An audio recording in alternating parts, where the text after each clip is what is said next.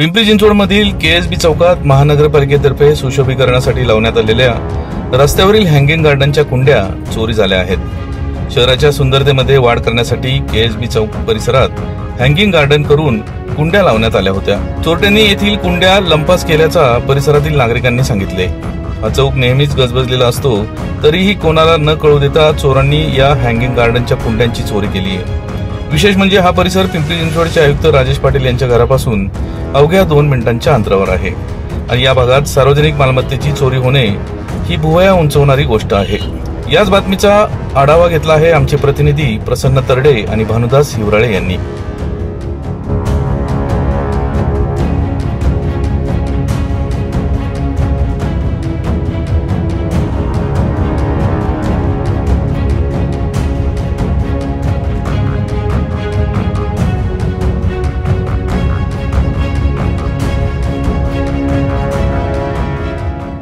शहरात पिंपरी चिंचवड महानगरपालिकेतर्फे सुशोभीकरण या अनुषंगाने शहरात ठिकठिकाणी वेगवेगळी कामे होतात। जसं आपण पाहिलं की मागच्या महिन्यात पिंपरी चिंचवडमधील 15 वेगवेगळ्या ठिकाणी टाकाऊ वस्तूपासून पुतळे बसवण्यात आले। त्याचप्रमाणे आता आपण आहोत केएसबी चौकामध्ये। माझ्या मागे आपण पाहू शकता पिंपरी चिंचवड महानगरपालिकेने हँगिंग गार्डन या पद्धतीचे इथे उपक्रम राबवण्यात आला। आपण पाहू शकता की शहरात चोरीच्या घटना दिवसेंदिवस वाढत चालत आणि सार्वजनिक मालमत्ताचं देखील चोरी होत आहे। विशेष म्हणजे जर मी सांगितलं की हा जो परिसर आहे पिंपरी चिंचवड महानगरपालिकेचे आयुक्त राजेश पाटील यांच्या घरापासून फक्त 200 मीटर अंतरावर आहे आणि दिवसा ढवळा आपण पाहू शकता की इथं साखळीच्या माध्यमातून हँगिंग गार्डन करण्यात आलं होतं आणि त्याची चोरी दिवसा ढवळा झाली आहे। पालिका प्रशासनाने ज्या पद्धतीने अशी चांगली कामे केली त्याच पद्धतीने या गोष्टींचं जतन देखील केलं पाहिजे। नागरिकांमधून एक आव्हान पालिकेला येतोय की पालिकेने सार्वजनिक मालमत्ताचं देखभाल केली पाहिजे आणि